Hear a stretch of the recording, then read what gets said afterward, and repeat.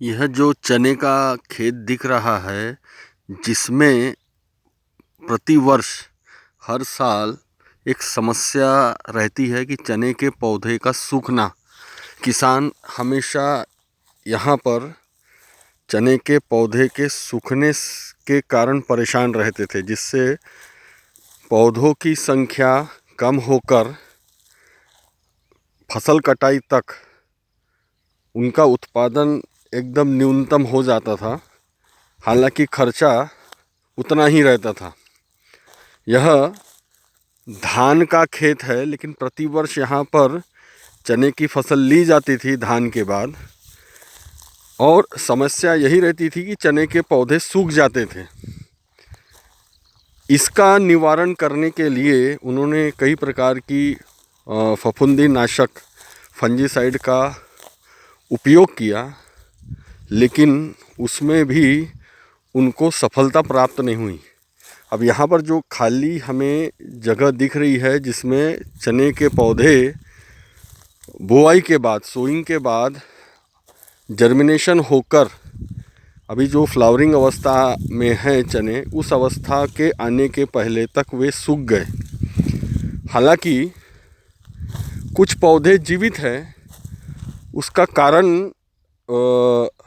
हमने यह निकाला कि कई अध्ययनों से हमें यह पता लगा कि जो प्रकाश संश्लेषण की क्रिया है, जिसकी वजह से यदि हमारी मिट्टी उपजाऊ नहीं है, फर्टाइल नहीं है, हालांकि यह मिट्टी फर्टाइल नहीं है क्योंकि यहाँ पर किसी भी प्रकार का कंपोस्ट या केचुआ खाद कभी डाला नहीं गया है। हालांकि इस प्रकार के पुराने फसल अवशेष, धान के फसल के अवशेष यहाँ पर हमें दिख रहे हैं, वही है। लेकिन किसानों की समस्या एक और यह भी है कि यह धान के फसल के अवशेष ज़्यादा दिन ग्रीष्म ऋतु में रह नहीं पाते। इसका कारण यह है कि फसल को किसी और व्यक्ति द्वारा आग लगा दी जाती है, जिससे यह धीरे धीरे जलकर समस्त जो एरिया है, संपूर्ण एरिया घेर लेता है। हालांकि इसका हमने उपाय यह सोचा कि कई अध्ययनों से हमने पता लगाया कि प्रकाश संश्लेषण की क्रिया द्वारा निर्मित जो एक्सुडेट्स है, ग्लूकोज है, फोटोसिंथेट्स है, उसकी वजह से मिट्टी में जो फसलों को हानि पहुंचाने वाले जो फफूंद है, फंगस है, जैसे पीथियम, राइजोक्टोनिया, फ्यूजेरियम, फाइटोप्थोरा, तो यदि हेल्दी सॉइल है जिसमें जैविक खाद डाला गया है, तब यह फंगस सेप्रोफिटिक यानी मृत जीवी की तरह काम करते हैं। जैसे जैसे बारिश होती जाएगी या नमी रहेगी, वैसे वैसे यह उस जैविक पदार्थ को, मृत जैविक पदार्थ को डिकम्पोज, सड़ाने का काम करते हैं। लेकिन यदि हम विचार करें कि कई वर्षों से जब यहाँ रासायनिक खेती हो रही है, तब हम यह विचार करें कि यहाँ पर किसी भी प्रकार का जैविक खाद डाला नहीं गया है, तब इस प्रकार फसल को बचाए कैसे। तब हमने एक उपाय सोचा कि हम प्रकाश संश्लेषण, फोटोसिंथेसिस द्वारा ही इस फसल को, अभी आप यहाँ जो खेत देख रहे हैं वह पूरी तरह एकदम हेल्दी दिख रहा है। हालांकि इसके पहले यहाँ जब भी फसलें लगाई गई, इसके पहले के वर्षों में, तो फसलों की में पौधों की संख्या बहुत ही न्यूनतम रहती थी क्योंकि पौधे सूख जाते थे। तब हमने यह विचार किया कि यदि हम माइकोराइजा फंगस का स्प्रे करें, साथ में कंपनी का नाम ना लेते हुए ऐसा प्रोडक्ट यूज़ किया जिसमें नेचुरल एनपीके था, सक्सिनिक एसिड था, मेलिक एसिड था, और ऐसे बहुत से उनके प्रोफाइल में लिखे हुए थे कंटेंट। तो मेरे विचार में यह है कि यदि हम इन दोनों का कॉम्बिनेशन करके यहाँ स्प्रे करते हैं, तो जो फोटोसिंथेसिस, प्रकाश संश्लेषण में जो फोटोसिंथेट्स का निर्माण होगा, ग्लूकोज का निर्माण होगा, तो जो इन पौधों की जड़ों में समूहों में जो जमा हुए हैं पौधों को हानिकारक सूक्ष्मजीव, जिसे हम फंगस कहते हैं, वे प्रकाश संश्लेषण के जो एक्सड्यूट्स है, जो रेशेदार फाइब्रस रूट द्वारा, प्रकाश संश्लेषण के एक्सड्यूट फाइब्रस रूट द्वारा जो स्त्रावित किए जाते हैं, तो इन स्त्रावन के वजह से, सिक्रेशन के वजह से इनका स्वभाव बदल जाएगा और वे सिम्बायोटिक रिलेशन में आ जाएंगे, सहजीवी रिलेशन में आ जाएंगे और पौधों की मदद करने लगेंगे।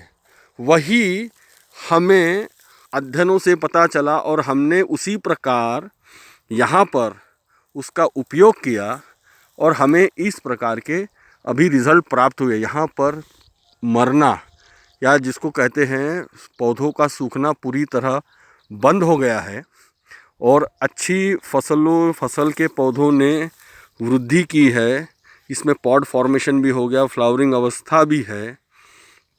किसान को हालांकि यह बहुत महंगा पड़ा ये सारा उपाय करना, लेकिन हमारे जो क्षेत्र है वहाँ पर पूरी तरह कन्वेंशनल फार्मिंग होती है, केमिकल फार्मिंग होती है, रासायनिक खाद, केमिकल फर्टिलाइज़र का उपयोग किया जाता है, बड़ी मात्रा में केमिकल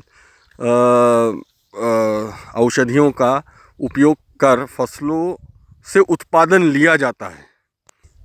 कहने का तात्पर्य यह है कि हमारे द्वारा निर्मित परिस्थिति के कारण ही हम हानिकारक कीटों और फफूंदों का निर्माण करते हैं। हालांकि यदि हम प्रकृति की मदद लें और इस प्रकार समस्त चीज़ों का विचार कर खेती करें, तब हमें खेती में फ़ायदा हो सकता है। हालांकि आज यहाँ किसान को खर्चा करना पड़ा क्योंकि यह कन्वेंशनल फार्मिंग, रासायनिक खाद की खेती है। हालांकि इसका वह जैविक खाद का उपयोग कर इन सब चीज़ों पे वह नियंत्रण पा सकता था, लेकिन अभी जो पशु संख्या है वो गाँवों में बहुत ही कम बची हुई है। किसानों का विश्वास रासायनिक खाद एवं रासायनिक औषधियों में ज़्यादा बढ़ गया है और वे अब इस बड़ी प्रक्रिया की ओर जाना नहीं चाहते। तो मेरा कहने का मतलब यह है कि प्रकृति द्वारा जो हानि पहुंचाने वाले कीट या सूक्ष्म जीव है, उन्हें हम इस प्रकार उनके स्वभाव को बदल कर हम उन्हें फसलों की मदद के लिए काम में ला सकते हैं। हालांकि कहने का मेरा यही है कि इसमें फसल की जो किसानों को दूसरी जो फसल वृद्धि कारक औषधियों को डालकर जो इन्होंने ग्रोथ लेनी चाहिए थी, वह इसमें हम ले नहीं सकते, क्योंकि जो प्रकाश संश्लेषण की क्रिया में जो ग्लूकोज का निर्माण होगा, वह ग्लूकोज के निर्माण से ही जो मिट्टी में, जड़ों में रहने वाले जो सूक्ष्म जीव है जो कि फसल को नुकसान पहुंचाते हैं, उनका हम स्वभाव बदल नहीं पाएंगे। तो यहाँ पर हमें शुद्ध रूप से प्रकाश संश्लेषण की क्रिया द्वारा ही हमने इस पौधों के सूखने को रोका है। धन्यवाद। पंकज इंगोले, श्री गजानन कृषि केंद्र तारसा, तहसील मौदा, जिला नागपुर, महाराष्ट्र।